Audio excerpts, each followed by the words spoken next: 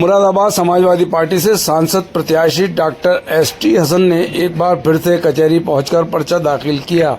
जी हां, आपको बताते चले उनके साथ समाजवादी पार्टी के नेताओं कार्यकर्ताओं के अलावा गठबंधन के कांग्रेस और आम आदमी पार्टी के अलावा दीगर संगठनों के भी लोग मौजूद रहे। नामांकन के दौरान अफवाहों का बाजार गर्म रहा। डॉक्टर एसटी हसन का टिकट काटने की अफवाह तेजी से फैलती हुई नजर आई। इस पर सांसद डॉक्टर एसटी हसन से बात की तो उन्होंने जानकारी देते हुए बताया, इस तरह की अफवाहें उड़ती हैं, इससे कोई फर्क नहीं पड़ने वाला। पत्रकारों ने सवाल किए कि आपने 5 साल में क्या क्या कार्य किए, तो सांसद डॉक्टर एसटी हसन ने बताते हुए कहा कि उन्होंने महानगर और जिले के जितने भी विकास कार्य थे उसमें पूरी तरीके से बढ़ चढ़कर भाग लिया और वो मंजूर कराए। एयरपोर्ट हो चाहे पुल हो, चाहे अन्य कार्य हों। इसके अलावा उन्होंने कहा कि संसद में 80 बार वे जनता के लिए बोले हैं और उन्होंने कहा नफरतों की राजनीति खत्म की जाएगी और मोहब्बतों के बात की जाएगी। सांसद डॉक्टर एसटी हसन ने आगे बात करते हुए कहा, कराने जा रहे डॉक्टर एसटी हसन का जगह जगह स्वागत किया गया, ऊपर से फूल बरसाए गए। मुरादाबाद के मोहल्ला मुफ्ती टोला स्थित असद कमाल ने उनकी गाड़ी पर फूल बरसाए और उनका जोरदार स्वागत किया। अब कमर दिखा रहा हूँ, कमर ऐसे इससे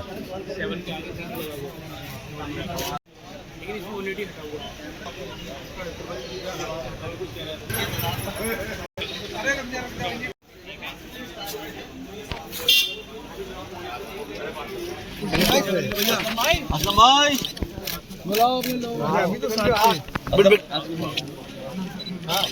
भाई कहता टीवी भाई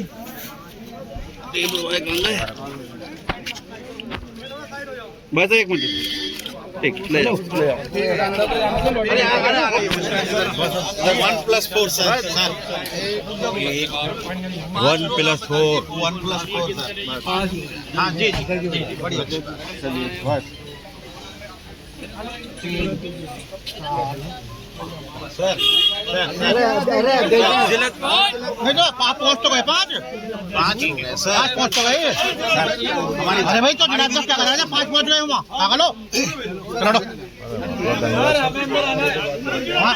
अरे कैसे जाएंगे जलाता, अरे आप अरे यार ऐसा नहीं होता, कानून का काम करता हूँ भैया बुला रहा है, तुम भी चले जाओ। चलो मुझे तो बुलाएंगे यार, तरीका थोड़ी होता है पहले जाके उठ जाओ।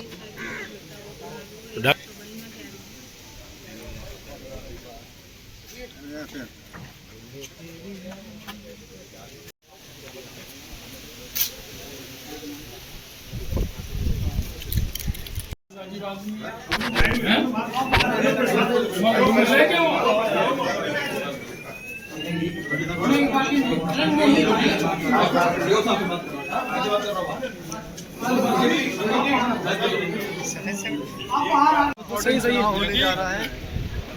हमारा सबसे बड़ा मुद्दा देश का सांप्रदायिक सौहार्द, प्यार मोहब्बत, गंगा जमनी तहजीब, हिंदू मुस्लिम इत्तेहाद, जिसको आज आज़ाद हिंदुस्तान में सबसे बड़ा खतरा है और ये हमारा बेस है, फंडामेंटल है। अगर हम इसके ऊपर इमारत खड़ा करेंगे तो अगर बुनियाद ही खराब होगी तो इमारत भी कोलैप्स कर जाएगी। हमारा मुद्दा बेरोजगारी का है, हमारा मुद्दा महंगाई का है, हमारा मुद्दा किसान का है, जो इस वक्त आप सबको मालूम है कितना परेशान है। जो महिलाओं की सुरक्षा का मुद्दा है, आपके अखबारों में और आपके चैनलों पे हम रोज़ देखते हैं, लोग अपनी कितनी पीठ थपथपाएं, लेकिन मुद्दा सबको मालूम है। देश के अंदर खुशहाली हो, प्यार मोहब्बत हो और सांप्रदायिक सौहार्द हो। अगर सांप्रदायिक सौहार्द नहीं बचता है देश का, तो देश ना तो सुपर पावर हो सकता है और ना विकसित भारत बन सकता है। सर, योगी जी ने पीडीए को परिवार दंगा एसोसिएशन फुल फॉर्म बता दिए, उनसे तो यही उम्मीद है यार। आकाश भाई वो तारीफ थोड़ी करेंगे, ये बदतमीज मत। हाँ यहाँ पर इसे पकड़ देगा, थोड़ी सी नीचे होगा, सबको मालूम है। अदनान ऊपर कर पीटे। कि पिछड़ा दलित अल्पसंख्यक साइड में जो आज देश में दबे कुछ नहीं। दलितों के हालात सबको मालूम है। दलितों के आरक्षण पे तलवार लटक रही है। प्रॉफिट मेकिंग यूनिट्स को बेचा जा रहा है ताकि उनमें जो नौकरियां दी जाए तो उसमें तो आरक्षण होता नहीं। दलितों को सब बातें मालूम है। आज इस देश की ये हालत हो गई है कि कोई गरीब दलित अगर घोड़े भी चढ़ के बारात चढ़ाता है तो उसको डाल दिया जाता है, उसको बड़े लोगों की चौखट पे चढ़ने नहीं दिया जाता है। आज हिंदुस्तान को ये पार्टी 500 साल पहले ले जा रही है। हम 21वीं सदी के हिंदुस्तान को 500 साल आगे की बात करना चाहते हैं। पिछली बार आपने सर्वेश जी को हराया था करारी शिखर की, क्या वो प्रदर्शन एक बार और दोहरा पाएंगे? कह रहे हैं 2 लाख से ज्यादा वोट लेंगे वो इस बार। यकीनी तौर पर हम उनसे कहीं ज्यादा वोट लेंगे। सारे समाज हमारे साथ है, हिंदू, मुस्लिम, सिख, ईसाई, दलित, सारा समाज हमारे साथ। मुरादाबाद की जनता आपको वोट क्यों दे? अपना दावा कर रही है। बहुजन समाज पार्टी के लिए क्या कहना चाहेंगे? सांसद जी, मुरादाबाद की जनता आपको क्यों वोट दे? जाहिर है किसी फायदा कांग्रेस के आने से और बाकी पार्टियों के आने से हम सब मिलकर चुनाव लड़ रहे हैं। हम लोगों के पास 60% वोट है और इनके पास सिर्फ 40% वोट है। ईवीएम से कैसे मुकाबला करेंगे जिस पे आप बार बार आरोप लगाते हैं? देखिए, हमने अपोजिशन की मीटिंग्स में और इस बात की डिमांड करी है कि अगर आप ईवीएम नहीं हटाना चाहते हैं तो वीवीपैट से कराएं। वीवीपैट की पर्ची वोटर के हाथ में आए, वोटर उसे देखे और बराबर में रखे हुए बैलेट बॉक्स में डाले और 100% बैलेट बॉक्स की भी गिनती हो और ईवीएम की भी गिनती हो। मुरादाबाद की जनता आपको वोट क्यों दे? देखिए, मुरादाबाद की जनता का प्यार जो आप देख रहे हैं वो इसलिए कि मेरी परफॉर्मेंस जो पार्लियामेंट के अंदर रही है। मैंने मुरादाबाद का कोई ऐसा मुद्दा नहीं छोड़ा जो ना उठाया हो। ऐसी कितनी योजनाएं आपने मुरादाबाद के लिए करी है? 5 योजनाएं का नाम बता दीजिए।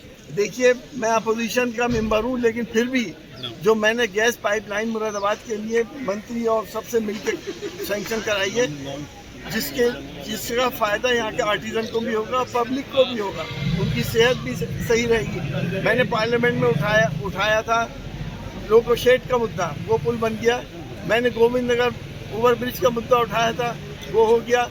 मैंने ढेला नदी के पुल के लिए मुद्दा उठाया, मुझसे वायदा किया गया है कि हम 4 लेन कर रहे हैं, लेकिन इस पुल को भी हम सही रखेंगे। इसकी रिपेयर भी हो गई और न जाने कितने मुद्दे मैंने उठाए। मैं लगभग 80 बार पार्लियामेंट के अंदर बोला हूँ और मुझे उन बातों के जवाब नहीं मिले। एयरपोर्ट डॉक्टर साहब से मिला, एयरपोर्ट का मुद्दा उठाया।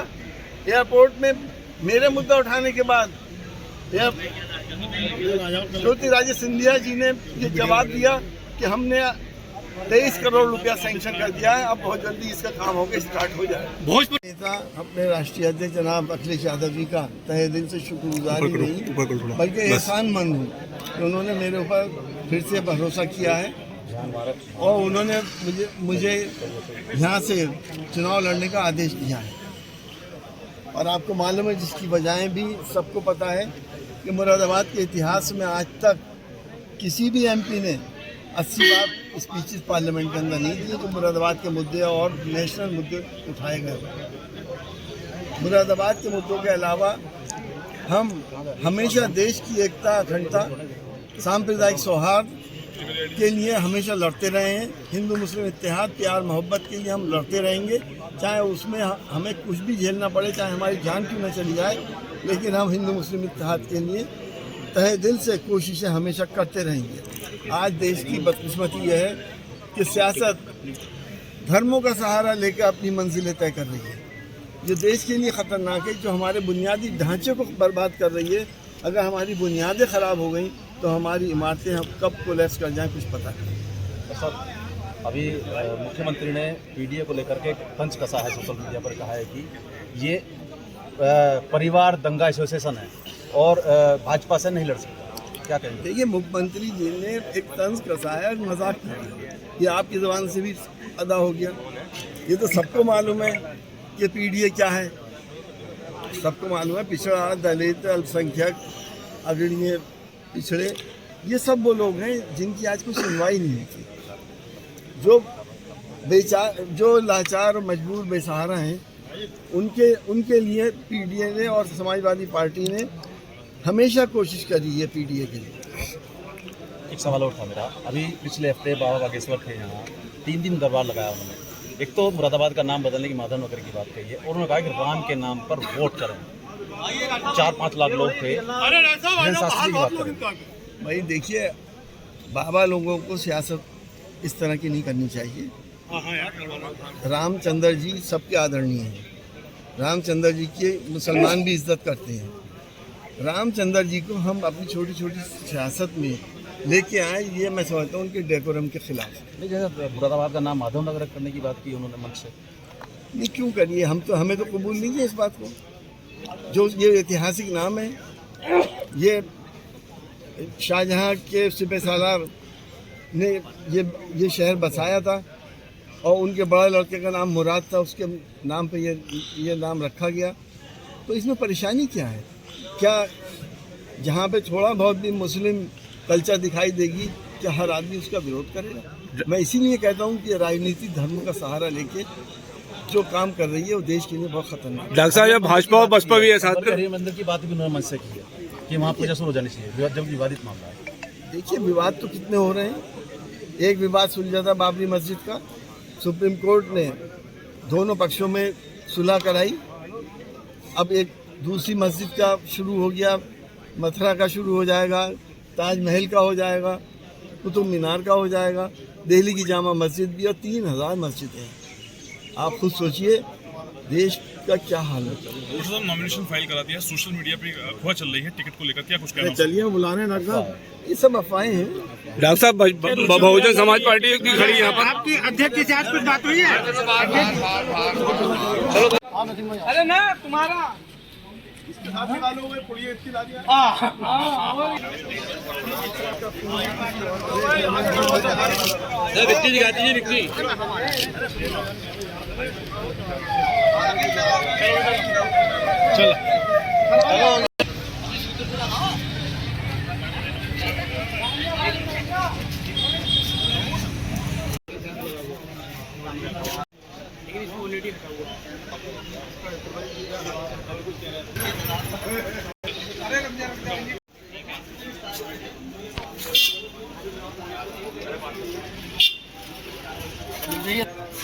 बताऊं